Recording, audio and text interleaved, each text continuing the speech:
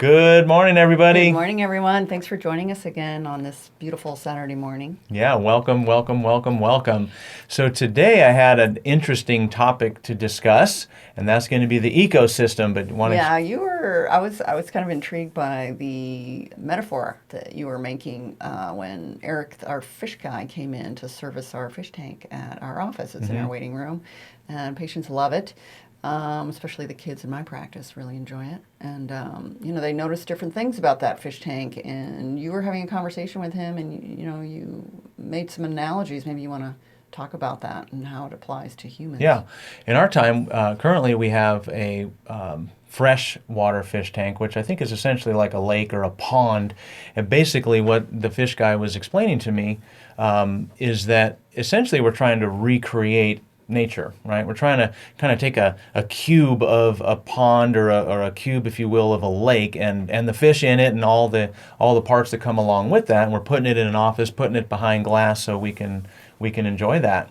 In a previous tank, we had a saltwater tank, and that was really cool. We had some really neat, colorful fish and weird-looking fish. And what was that one? It was a spider fish, or it was with all the tentacles coming off of it? Lionfish? A lionfish. Yeah, Yeah. we had lionfish and striped fish, and we had Pufferfish. Finding Nemo in there, and we had all kinds of stuff. And I remember talking to that fish guy, and the new fish guy. I was carrying on a conversation today. He was over there scraping the glass, cleaning it off, and I said, "What, is that necessary? Does that make the fish sick?" And he goes, "Oh no, they like the algae." And I said, "Well, why do we scrape it off then if it's part of their environment?" He goes, "Well, it's just for humans to look in." So obviously what a fish tank is all about is for us to enjoy that. And this is another thing too. He said there was a study done, I think he said at Purdue, and other studies done even in Japan, where there was a dental office, and they've studied dental offices, and they in the dental offices they had fish tanks. I guess not fish tanks, but they had jellyfish tanks. And they actually have huge jellyfish tanks, and the patients are there washing. Oh, I guess they can't see this on radio, but my hand's going out movement like a jellyfish. But the patients, before they would go in for their regular dental care, and geez, I don't even know if that included root canals or whatever, but the idea is that they would sit there and just calmly watch the jellyfish move. Apparently, the dentists over there many times don't even have to use sedation. No way. Because it has been shown to lower blood pressure, lower anxiety, and lower stress about going to the dentist. So that was a little side note, but fish are really fun to watch, and they're very calming to watch. And I know that the Chinese have some sort of belief that the fish absorb negative energy or something like that. But anyway, back to the topic. So I'm talking to Eric about why does he scrape that off? Is it healthier for the fish? He goes, "Oh no, the fish really like that." And so we got into a conversation, and I wanted to know, maintaining the fish tank. I mean, what does it take? What's it all about? Is it the filter in there that's doing it? Is it his coming in and maintaining it and vacuuming? He goes, "Actually, no, it's none of that. All the stuff I'm doing, pretty much," he says, "the vacuuming and the scraping and the cleaning and all of that is basically so that we humans can look in." Yeah. Can look in. Yeah. But he goes, really, the way the fish tank does, he says, it's really all about a healthy ecosystem. I said, "Whoa, that's fascinating. What do you mean by that?" So he says, "Well, it's making sure you have a good balance in the bacteria." I said, "Geez, tell me more. What do you mean about that?" He goes, "Well, there's anaerobic, and those are bacteria that don't like oxygen, and there's aerobic bacteria." And he says, basically, you get them balanced, and there's nothing more to it than that. I said, "Wow, that actually sounds quite a bit like humans." And come to think of it, in the research that my daughter and you and I have done on chickens and raising chickens, it's kind of the same story as well. That it's really about balancing the ecosystem, the environment, both inside the fish and inside their environment. In our case, the tank, or in the case of the chickens, the coop and their environment. It's about balancing that out.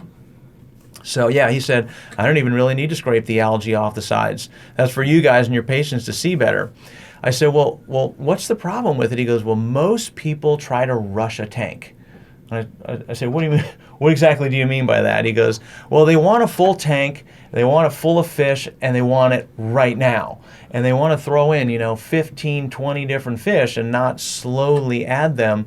Because he says every time you add a fish or add a rock, if it's not cared for properly, it can change. I mean, it does change, and it can potentially upset the environment. And if you upset the environment, guess what? You're going to upset the fish. The health of the fish. You're going to have upset the health of the fish. Right. So he says, yeah, most of the people are just trying to rush it. He says, you got to take time in order to build a healthy tank. Healthy tank, he says, equals healthy fish. Well, didn't he make an analogy, or he was comparing how people want a fast tank, but also his approach is completely what we'd like to think of as kind of a biodynamic or holistic approach to helping the environment be healthy. But, I think conventionally, people would just throw medications into the tank, if things Right. got upset, or like, oh yeah, well, you're going to throw some more fish in there, make sure you put some antibiotics in the tank. And so that's a completely different, that's kind of like conventional medicine, instead of trying to figure out how we can create a balanced environment to tolerate change, right? So Eric the fish guy is a super brilliant guy, but I'll have to take credit. That was my conclusion drawing there. Oh, okay. And I did draw that, and I'm even pulling, like I said before, from chickens. And I think I might have mentioned this on another show, but in Raising Chickens, the book that Hannah, our daughter, and I read, when it came up to the topic of food and whether you should get food with antibiotics in it or you should regularly feed them antibiotics, in the book almost exactly, I don't know, I thought it was almost exactly what Eric the fish guy was saying, and that is that antibiotics are a poor excuse for bad management. That means you're managing your chickens incorrectly. You're doing something wrong. You're stuffing too many in there.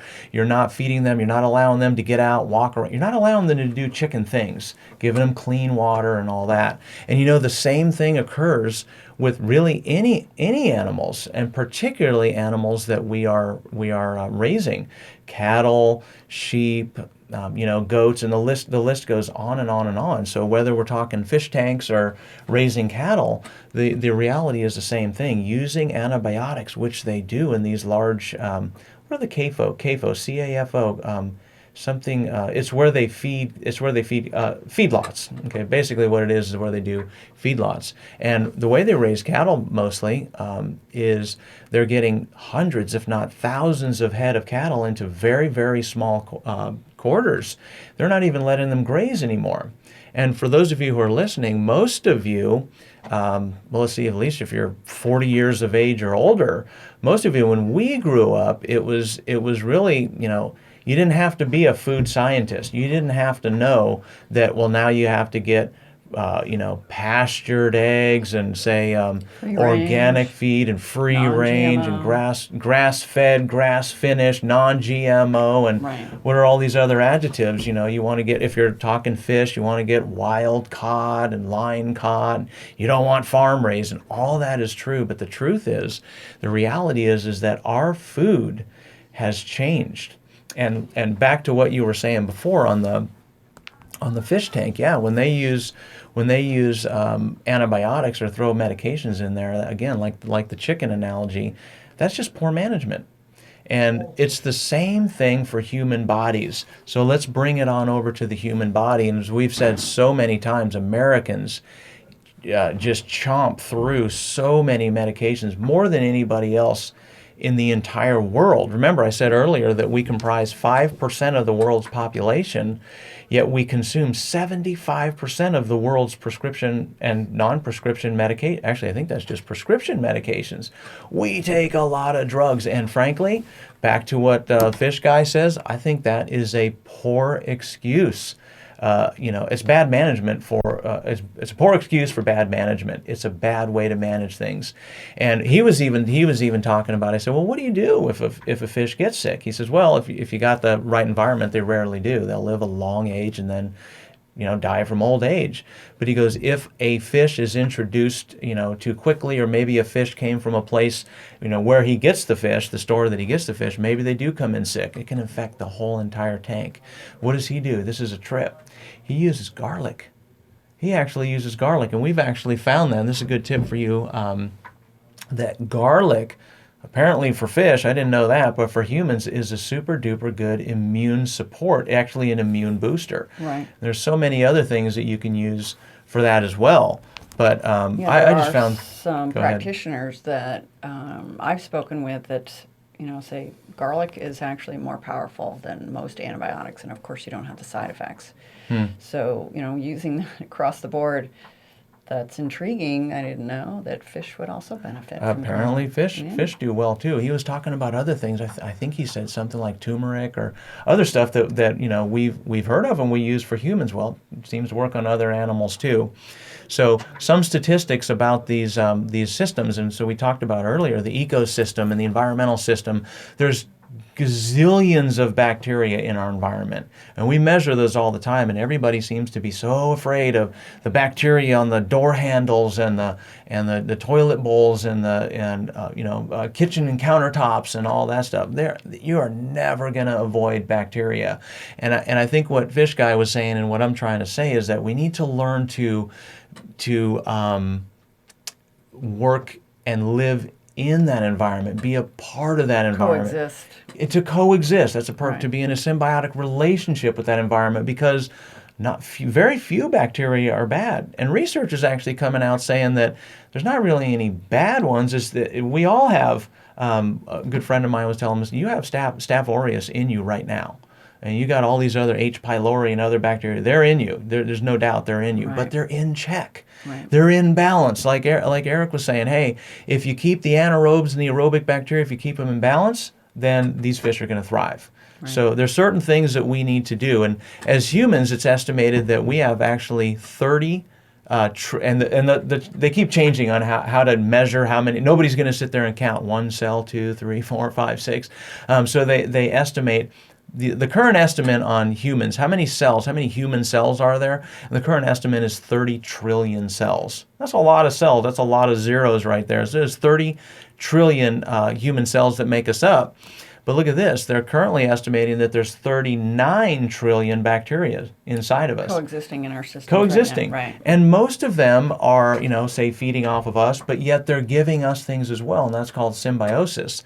And with that symbiotic relationship, we can not only get along, but we need each other. We actually need each other. If we die, the bacteria die.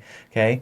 They'll probably go elsewhere, but there's no way we're ever going to eradicate all the bacteria that are out there. And if our bacteria die, then we have, immune suppression, right? Yes.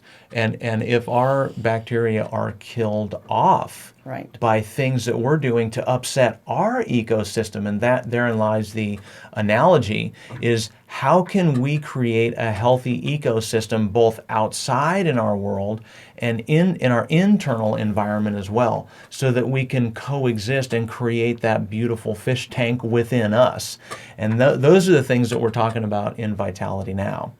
Right. So now That all goes back to the gut, doesn't it? It So all gut goes health, back to the gut. Right. The vast majority of bacteria in us is in the gut. And research actually indicates that they estimate that 70% of a human immune system is in the gut. And if you think about gut, it goes all the way from the mouth to the anus, so all of the parts there. So mouth, throat, stomach, small intestine, large intestine, and all the parts too. So the liver, the gallbladder, all these things that connect to it as well are part of the immune system. Now, we have a pretty good immune system on our skin. That's our first layer of defense. But the immune system is constantly needing to be adapting to, rather than fighting, but adapting to the outside environment. And somebody explained this once, and it makes a lot of sense if you think about it. So there's things in the outside environment, in the air and the water and the things that we breathe in, and things that are blowing on our skin, etc. But So we don't have much control over, right? True, Right. true, yep. But if you think about it, the outside is actually getting to the inside of us. And how is that? Well, it's through breathing, but it's also through our gut. Because when you and I are breathing air in, that is bringing outside stuff to the inside. So therefore, the immune system has to be totally on alert and prepared and ready to be able to adapt to anything that might be harmful to us. But that also goes for the gullet, as I like to call it. The stomach and the mouth. So what we take in through the mouth. So whether it's water or, God forbid, soda or food or any of the stuff that we're taking in, it's foreign to the body. So the immune system is sitting there making decisions on a rapid basis. Is this good for me? Can I make some cells out of this? Can I make some eyeballs and reproductive cells or whatever? Or is this harmful? Do I need to kill it, squash it, get rid of it? And that's why they estimate that 70% of our immune system is surrounding the gut. So Right, we have all these great filtration systems on the way from, top to bottom. So from breathing through our nose or even our throat, we've got our adenoids in our tonsils, we've got, our nose to filter some air, and as it travels on down, then we've got our lungs that are cleaning, what we're breathing and our oxygen, and, on through the kidneys and the liver are also filters for what we're taking into our system, right? yes. So that's absolutely true, and that's one of the things that that I really want to point out. And the thing that I'd like to share right now is, well, okay, so we talked about Fish Guy, and he talked about certain things to do, and his important thing is you want to make sure you keep the pH at a good level. You want to make sure those nitrites don't get high and the nitrates don't get too high. You want to look at other chemistry. If you're dealing with a pool, of course, if you have a pool and you're looking at your chlorine level and all that stuff. But back over to humans, so there's a lot of things that we can look at as well, and that's why oftentimes the doctors will run tests, and that's really important to check the pH and check all of our different blood levels and making sure we got all the right things. But let's even take it to a step further, and that's to the Fish Guy level. So Fish Guy was talking about how do we maintain a good environment, because if you have a good environment, you don't even really need to measure those nitrates or nitrites. You just make sure you keep a good environment. So Dr. J, back to how to, what are some things that we can do to maintain a good environment within us? Here we go again. Let's get the record out. We're going to break it again. So go ahead. Well, I know, GMO foods have been culprits for leaky gut syndrome. So, we're losing our good bacteria because we've got leaks in our gut. So a lot of people have been hearing about what's leaky gut syndrome. So I don't know if we're going to get into all of that right now, but, that's... Probably not, but let's define that. GMO is genetically modified food. So, like I said, for those of you who are 40 or older, this is stuff that we never had to deal with. You didn't have to go look at labels saying, I need to get the non-GMO milk. Oh, but the FDA, the government, they've got our back. They're really care for us. They're watching out. They've done studies to find out that milk, for example, that have certain hormones that they give these cows, those haven't been proven to cause any harm at all. And I'm just wondering, how long are we going to wait until all the data's in? It just makes more sense to get food as naturally as you possibly can. And I don't know about you, Doc, but GMO, genetically modified?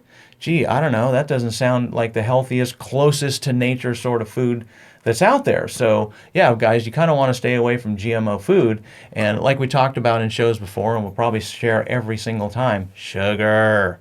Sugar. Watch your sugar. Remember, Americans eat 150 to 170 pounds of this white killer stuff every single year, and that's really offsetting our guts and really helping, let's use the word loosely, those bad bacteria to get out of control. And remember, it's all about the balance. It's all about the balance. And here's the thing, sugar is throwing off the balance. It's throwing off the immune system. It's creating havoc there. Right. And cancer cells love sugar. They thrive on it and they multiply on it. So that has to do with our immune system. So our immune system is depleted, the more sugar is in our diet. And when our immune system is chronically depleted, that's when there's opportunity for things to manifest into our system, because our body doesn't have the power to keep it in check. Because we're just feeding the bad guys, 100 times more than we're feeding the good guys. And sugar itself is pretty obvious. Like when you're baking, try to use less sugar, or as little as you can. Sugar like a Snickers bar, or a can of Coke or soda or something like that's obvious. Sugar in your coffee, that's pretty obvious. Getting the Danish, things like that. But the hidden sugars we want to talk about as well. Those are the refined starchy foods, mostly the white foods like bagels and pastas and breads and stuff like that, because that actually turns into sugar. So, geez, we're getting the end of the program here. But yeah, so today's topic is all about balancing your ecosystem. So watch your sugars. alcohol, unfortunately, dairy as well can be pretty harmful as well, unless you have or let's say grass-fed cows, and you have if Hormone-free. Hormone-free. If you can get raw, did I say that? That's No, you illegal. did not I say did not that. say that No. because the You gotta government own your knows own cow to government have that. knows best for us. So yeah, if you own your own cow, there we go. If you own your own cow, you want to drink that raw milk, Or but part of a cow. yeah, or if you own part of the cow, or if you're getting the cow's milk for your cat, then you might have access to that. But for the rest of us, try not to get really milk isn't. It's not really necessary. It's necessary if you're a baby calf, right? Yes, That's what it's made it's critical if you're a baby yeah. calf. I know it tastes good and all that, but I'm just saying, what can we do to boost your immune system to improve and allow that ecology of the inside to work better? What can we do? Reduce your sugar, reduce your starchy foods, cut back on your alcohol. I would say 2-3 drinks a week maybe, sodas, obviously, cut back on sodas. Try not to do too much coffee, and when you get coffee, if you can get organic, that's a big help as well. Hydrate with water. Water. Right. What are we, 70% water, just like the earth, right? Right. Yeah. So, hey guys, today, ecosystem. You have something to add, I can tell. I just wanted to add. Go for it. Sleep, of course, is really important. Decreasing stress in your life is really important. Those all affect our immune system and our ecosystem. Just like having someone come and live with you that's kind of stressing you out, that can actually affect your health. Yeah. So that happens in the fish tank, and it happens at home. I'm so glad you brought that up. That's another really important thing. Stress, and management thereof. Really stress doing don't you? Doing things like exercise. Exercise is massively important to help diffuse That's stress. Good stress too. It is. It's a form of That's stress, another but topic. it's also a way of helping out with that ecosystem. The little bacteria seem to love it. Our metabolism seem to love that as well. Right. So and then the other thing was sleep. How many hours? Generally about 7 or more hours. So shut that boob tube off at the nighttime. Shut the Facebook down. Get some real good quality rest. 7 hours or more, and that's going to really help to boost that immune system and create yourself a good ecosystem. All right. I think that's it. We ran out of time. Hey, if you're listening and you're enjoying the show, call into the station or send us an email. Check us out on our podcasts. Should be here at the station, and leave some comments about the program or suggestions for future shows. We'd love to hear from you. Have a great weekend. Bye-bye. Bye. That was crazy. His thing cut out. I hope it's all there. Looks like it is. Oh, it's all there. It went like off. a I little needed his gap code. there and there. What's that? That was me. That was us pausing. Okay. All right. So you're supposed to hit pause between I'm on shows. pause right now. Okay. All right. I think so he can see the gap, and we'll start it and let it go for a little while. So. Next show. Was that a good one? Yeah. Okay. Top medications, and what else are we going to cover? So we're going to cover functional medicine. What is it? Are you prepared to talk about that? Yeah. Okay. But so we got top medications. That's for neuropathy. I think we should talk about, maybe go back to the statistics about how medical care is the third leading cause of death in America. Okay. We talked about it in an earlier show. The medicine is the third leading cause of death in America. That's right. I said third leading cause of death in America. It was done by the AMA. I feel like we got to stretch it out. But it was done by the AMA. Look it up. And then there was a more recent one done, Johns Hopkins, and there was a book written on it. This is not a secret. I think it's good that you keep repeating that because, if you think about the number of commercials people see over and over and over and over again, if they keep hearing over and over and over again, or somebody who's a new listener, somebody who wasn't listening before, they get to hear it. That same message, like that's almost like the crux of each talk is like kind of good. So let's leapfrogging start out with from that. Yeah, you're right. I don't think we have to say. We said this in another show. I don't really have to say that, but right? Do we? I mean, we don't want people to think it's the same show. I already heard this show. Just say, there's some. I hope I'm sure I have some new listeners today, and one of my favorite statistics that I like to share with scary statistics brings so home why don't my you point. Open it up. Hey, Rika. So this next show, I think we can title what? My medications Medications and can kill you. neuropathy. Medications. Well, if you want YouTube to pull up for people who have neuropathy and are looking for medications or have neuropathy, Yeah. you want to have those two keywords in your title. And I then don't know. you can put them together Medications- in a... Medications and their side effects. Medications cause neuropathy. Can your medications cause your neuropathy? That's a good question, right? Can your medications cause your neuropathy? Bam. There we go. All right, look, it's 2:35. So All right, let's go. we got to hit it, split it. All right, so I'm going to let some dead air go here for a little bit. Do you want to open it up with the statistic you were telling me earlier about a statistic, or you talk about to your patients all the time about medical care being the third leading cause of death in America. Sure. You want to start with that? Sure. Okay, here comes some dead air. Good morning, everyone. Thanks for joining us this morning. Good morning, everybody. Are you ready to become vitalized? Here we go. Vitality now. We're welcoming you today. Thanks for joining us. So I thought I would just open up this morning. Hopefully we have some new listeners or people who haven't necessarily heard some of the previous shows for you to talk about how medicine is the third leading cause of death in the United States.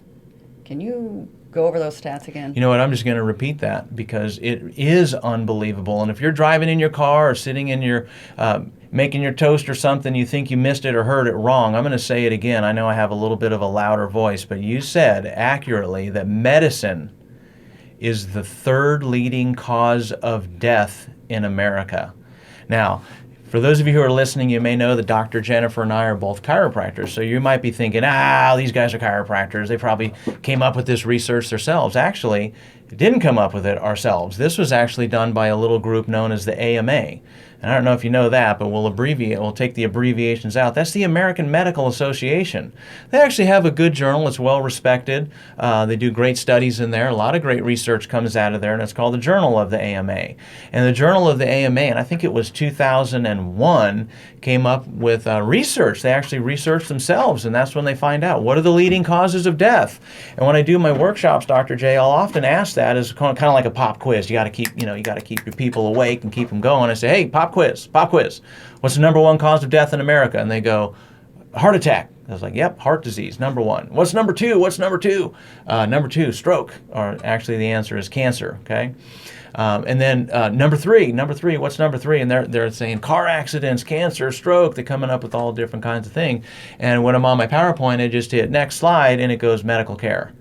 And they're just looking at me dumbfounded, like, what? Yeah, I said, yeah, you heard that right. You see that right. Medical care is the third leading cause of death in America. That was research that was done in 2001 by the Journal of the AMA. If you want more recent research, another group known as Johns Hopkins did research as well. Same topic, what are the leading killers of death in America? They found out that the number 3 cause of death in America is medical care. And I just think that's an absurd study. What was the other name of that book? Absurd study or an absurd outcome?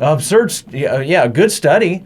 Right. Yeah, thank you. Good study. Yeah. Absurd outcome. Right. There's another book. It was written by an MD and I think 2 or 3 PhD researchers, and that one's called Death by Medicine. So for those analytical out there and you doubt me, look up the AMA, the Johns Hopkins, 2 separate studies, and then a third one that compiled research done by I can't remember his name, but Death by Medicine is the name of the book.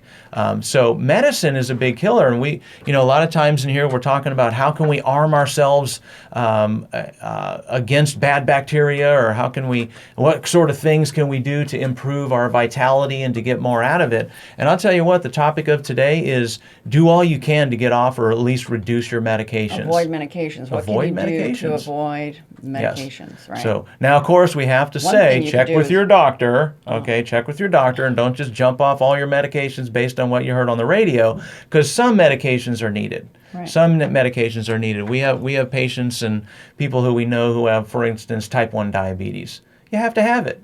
Your body's not producing insulin. You need to have it or you're going to die. I think that's a good time to take a medication.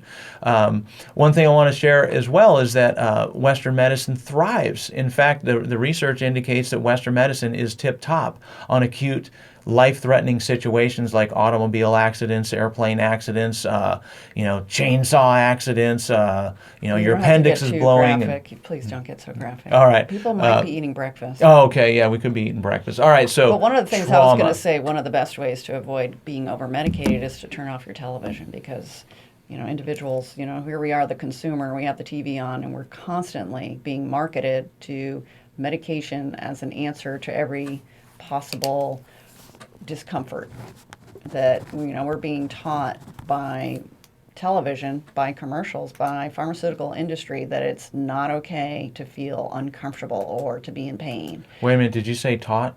Yeah. Yeah, okay, I'll use the word brainwashed. Right. The joke I like to use too is, Doc, did you know that in the average American household, everybody has two washing machines, right? Yeah. Yeah, one of them is your one that washes your laundry and the other one that washes your brain, and that's called the boob tube. That's called, well, nowadays it's more than just the TV, it's the radio commercials, it's the... I don't think they have tubes anymore. I think it's like... Yeah, that's right. I don't screens. think that... What is it? It wouldn't be boob tubes, it would be, because they were CRTs, something like that, so...